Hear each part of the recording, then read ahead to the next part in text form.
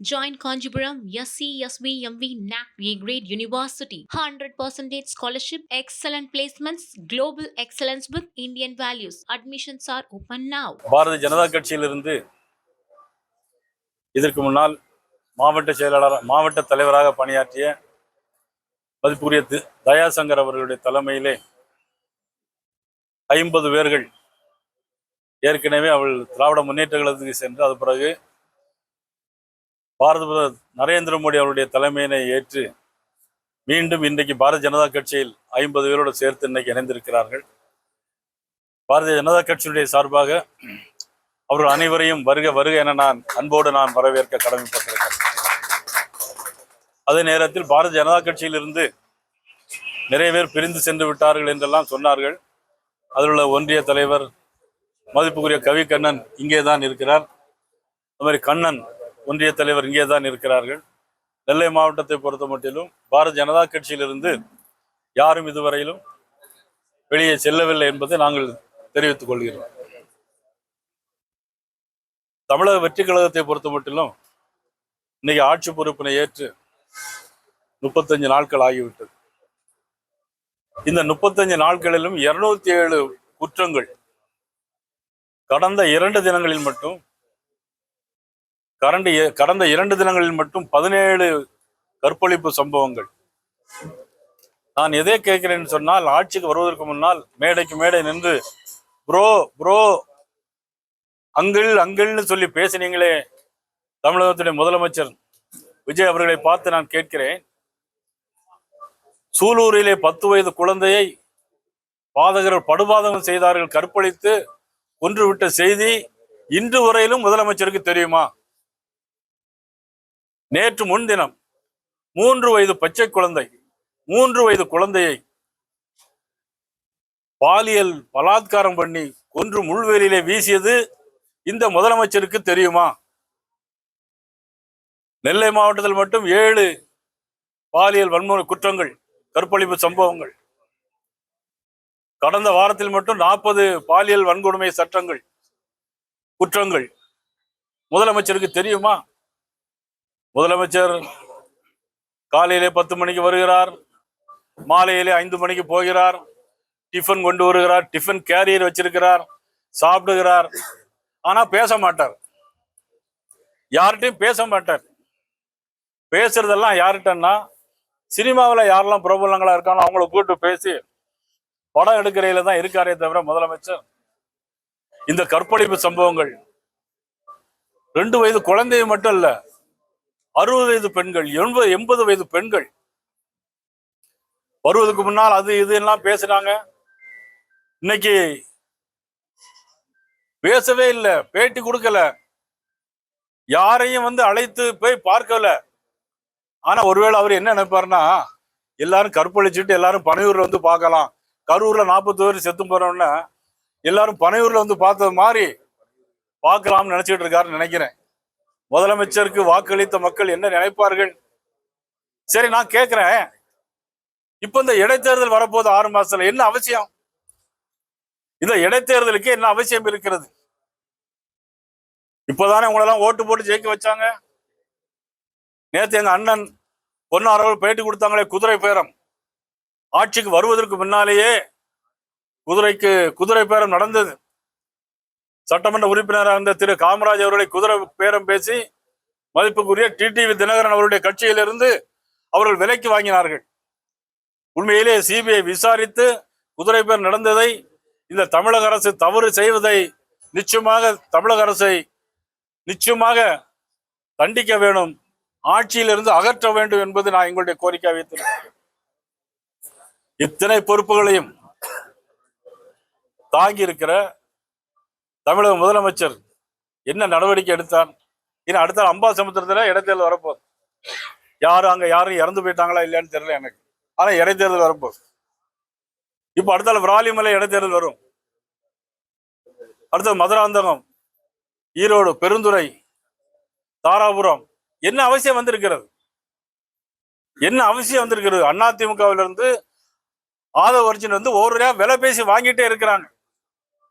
பத்திரிகை மீடியா நீங்க பார்த்துக்கிட்டே இருக்கிறீங்க. மீடியாவில் நீங்க சொல்லணும். குதிரை பேரம் நடைபெறுகிறது யாரும் மீடியாவில் எதுவும் சொல்ற மாதிரி எனக்கு தெரியல. குதிரை பேரம் நடைபெறும் தெரியல எந்த டிவிலையும். மக்களுக்கு ஆட்சிக்கு பொறுப்பேற்று ஒரு 6 மாசமாவது அவகாசம் கொடுக்கணும். ஆனா அவகாசமே கொடுக்க முடியாது. அவ்வளவு மோசமான சூழ்நிலைக்கு போயிட்டு இருக்கு. ஒரு கட்சியில இருந்து குதிரை பேரம் பேசி ஆட்களை இழுத்துக்கிட்டே இருக்காங்க. இடைச்சேர்தல் வந்துகிட்டே இருக்கும். ஆனால் நான் சொல்வது எல்லா நாளும் ஒன்று போல இருக்காது. வருகிற காலங்கள் நிச்சயமாக பாரதிய ஜனதா கட்சியினுடைய காலமாக இருக்கும் என்பதை தெரிவித்துக் கொள்கிறேன். முன்னாடியே வெள்ளை அறிக்கை வெளியே வந்திருக்கு. அது கொடுத்த வாக்குறுதிகளை தள்ளி போடுறதுக்குரிய உத்தின்னு பாக்குறீங்களா சார்? வெள்ளை அறிக்கை சார் உங்களுக்கு தெரிஞ்சுக்கணும். ஒரு பஸ் வருதுல, கரூர்ல ஏறல பஸ், அந்த பஸ்ஸுக்கு மேல ஏறி வந்தாரு. அப்படி ஆடிட்டு 10 ரூபா பாட்டிலுக்கு 10 ரூபா பாட்டிலுக்கு. இப்ப 10 ரூபா பாட்டிலுக்கு ஆடிட்டே படிக்க வேண்டியதானே? 10 ரூபா பாட்டிலுக்கு வாங்கிட்டு இருக்காங்க. கேட்டா மந்திரி சொல்றாரு உயர்நீதிமன்றத்தில் சொல்லியிருக்காங்க அப்படிங்காரு. எப்படிப்பட்ட அமைச்சர்லாம் இருக்கிறாங்க? வெள்ளை அறிக்கை பத்தி அன்னைக்கு தேர்தலுக்கு முந்தி நீங்க பேசுனீங்களா இல்லையா? மதிப்புக்குரிய முதலமைச்சர் ஜோசப் விஜய் பேசினாரா இல்லையா? 10 லட்சம் கோடி 10 லட்சம் கோடி கடன் இருக்கு அப்படின்னு சொன்னாரா இல்லையா? ஆட்சிக்கு வருவோம்னு தெரியாது. ஆச்சரியத்திலையும் அதிர்ச்சியிலையும் முதலமைச்சர் இப்ப இருந்துகிட்டு இருக்காரு. ஆட்சிக்கு எப்ப வந்தங்கிற அதிர்ச்சியே இல்லாம இப்ப ஆட்சியில வந்த பிறகு முதிர்ச்சியும் இல்லாம இருக்காரு.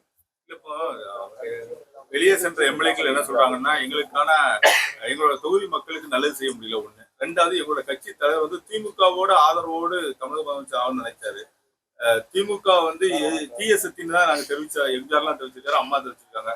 இதுக்குதான் நாங்க உடன்படல மாதிரி சொல்றாங்க. குதிரை பேரத்துக்கும் எதுக்கும் இல்லை, இதான் உடன்படல இல்லைன்னு சொல்றாங்க. அதை பற்றி நான் கருத்து சொல்ல முடியாது. ஆனா இவர்கள் எதிர்கட்சியாக இருந்து அதிமுக இருந்தார்களா இல்லையா? எதிர்கட்சியாக இருக்கும்போது 2006 இருந்து 2011 வரைக்கும் எதிர்கட்சியில சட்டமன்ற உறுப்பினர்களாக இருந்தார்களா இல்லையா? அப்ப ஏன் அவர்களுக்கு நன்மை செய்ய முடியல தெரியல? அப்ப ஏன் கட்சி மாறி போக முடியல? அப்ப கட்சி மாறி போயிருக்கலாம்ல.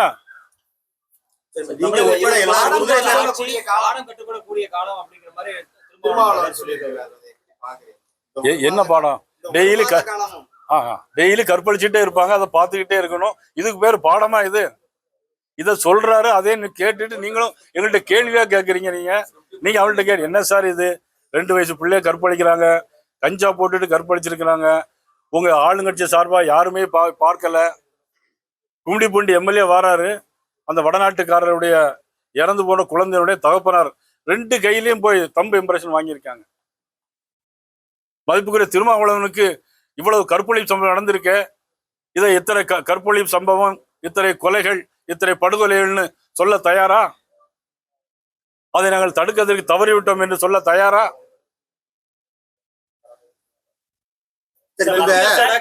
விஜயும் அண்ணாமலையும் வர்றது வந்து தமிழ்நாடு பொலிட்டிக்கல் டைனாமிக்ஸே மாத்தி இருக்கா.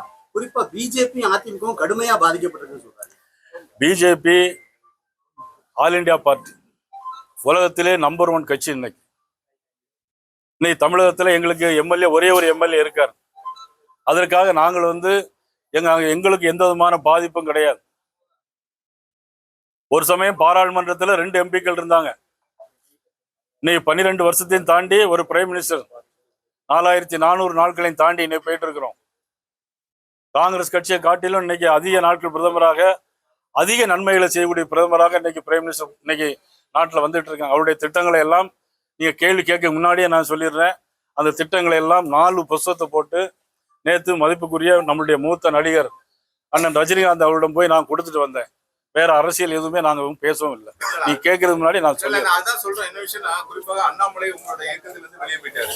இப்போ பிஜேபிக்கு ஒரு ஸ்டார் ஃபிகரான ஒரு ஆள் இல்ல சொல்லி ரஜினிகாந்த் அழைக்க சென்றதாக ஒரு கூறப்படுகிறது. நேற்றுக்குள்ள பொன் ராதாகிருஷ்ணன் சொன்னாரு, ஏன் அவரையும் அழைக்க கூடாது பிஜேபிக்கு மாதிரி சொன்னாரு. அப்படிதான் அழைக்கிற மாதிரி இருக்கு. அண்ணாமலை ரஜினியை போட்டு போஸ்டர்ல போட்டு ரஜினி சார்பா வந்து அரசியல் எதுவும் தம் படத்தை யூஸ் பண்ண விடாம வந்திருக்கீங்க. நீங்க வந்து போய் சந்திச்சிருக்கீங்க. அதாவது என்னன்னா, நான் போய் பார்க்கறதுக்கு முன்னாடியே ஒரு வால் போஸ்டர்ல திரு ரஜினிகாந்த் அவருடைய படம் இருந்தது. அதை பார்த்து விட்டு அவரே என்னை எதிலும் ஈடுபடுத்தக்கூடாதுன்னு என்னைய சொல்லிவிட்டார். அவர் எந்த கட்சியிலும் கிடையாது, எந்த கட்சிக்கும் வரவும் மாட்டார் என்று தான் நான் நினைக்கிறேன். அதற்கு எதற்கும் எந்த விதமான சம்பந்தமும் இல்லை. மத்திய அரசோட கல்வி அமைச்சர் கீழே வரக்கூடிய தேசிய தேர்வு மூலமா நீட் தேர்வு நடக்கும்.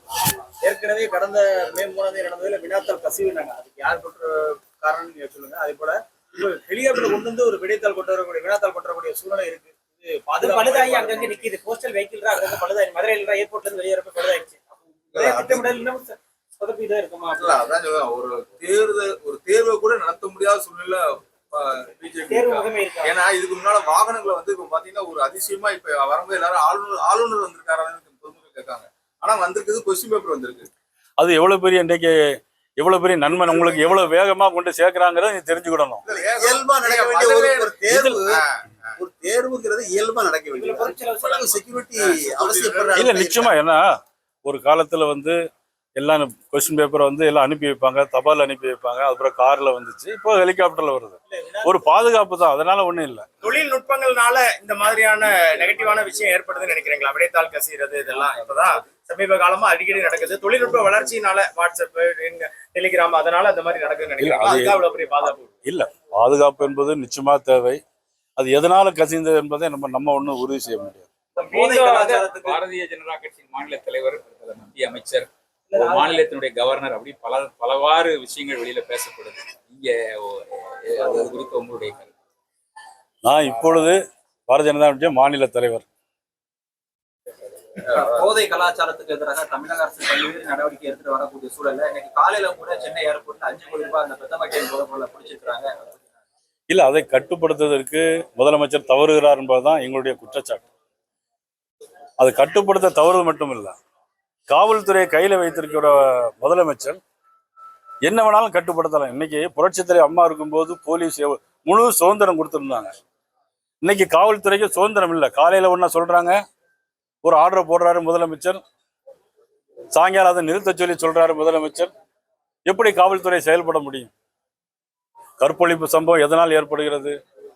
போதைப் பொருள் கலாச்சாரம், கஞ்சா, பெத்தமட்டின் போன்ற போதைப் பொருட்கள் கலாச்சாரத்துல இன்னைக்கு கற்பழிப்பு சம்பவம் அதிகமா நடந்துட்டு.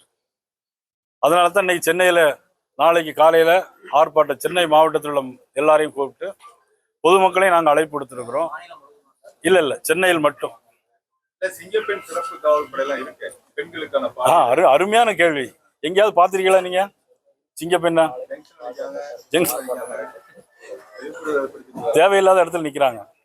அங்க நாங்க ஆஸ்பத்திரியில இருந்தோம், ஸ்டான்லி மருத்துவமனையில 12 மணிக்கு போயிட்டு 4 மணி வரை இருந்தோம்.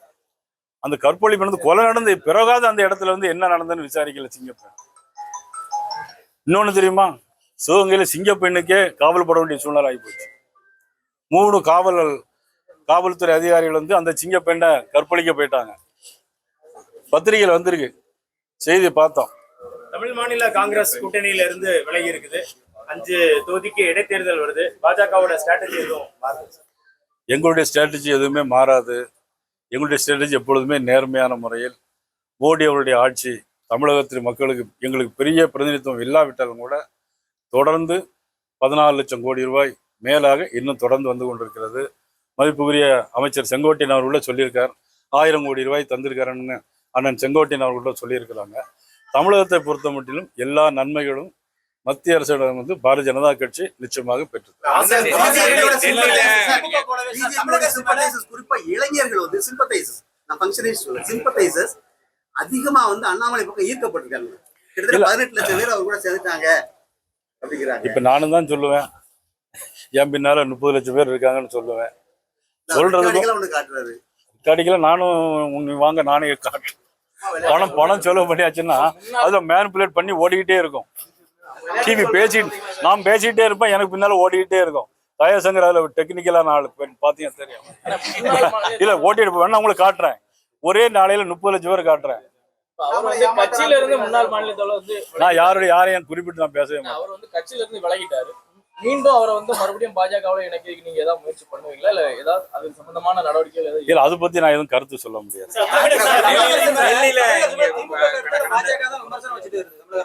அப்படி இருக்க வரக்கூடிய தொகுதி சட்டமன்ற இடைத்தேர்தல்ல திமுக பாஜக கூட்டணி போட்டு போட்டிடுமா?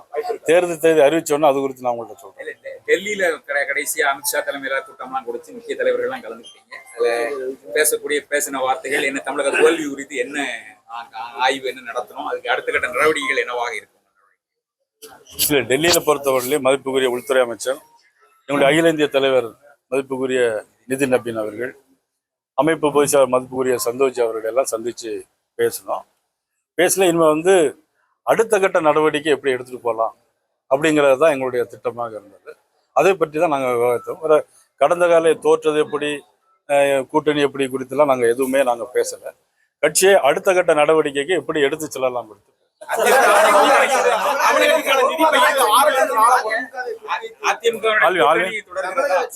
அதிமுகவை குறிவைத்து எல்லா எம்எல்ஏக்களையும் எடுத்துட்டு இருக்காங்களா, அந்த கட்சியை ஒரு டெமாலிஷ் பண்ணக்கூடிய ஒரு லெவலுக்கு அது கொண்டுட்டு போயிட்டு இல்லை, அது ஒரு தவறான ஒரு செயல். அதாவது கட்சியில உறுப்பினர்கள் சேர்ப்பது என்பது வேறு.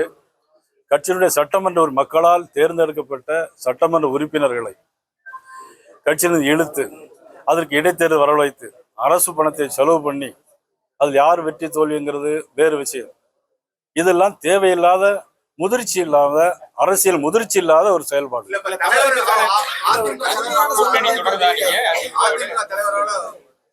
அரவணைக்க முடியல. எடப்பாடி பழனிசாமியால அவங்களால அரவணைக்க முடியல. இல்ல, அது பத்தி சோமசுந்தரம் இருக்கும்போது எம்ஜிஆர் நேரடியாக போய் பார்த்தாரு அவர். அதே மாதிரி முத்துசாமி போகும்போது அந்த அம்மா கைப்படையே கடிதம் எழுதுனாங்க. அது கூட ஒரு அரவணைக்க சூழல் இல்லாத ஒரு தலைவர் இருக்காங்க. இல்ல, நீங்க சொல்றது உண்மை. புரட்சித்தலைவர் எம்ஜிஆர் எஸ்எஸ் வீட்டுக்கு போனார் என்பது உண்மை.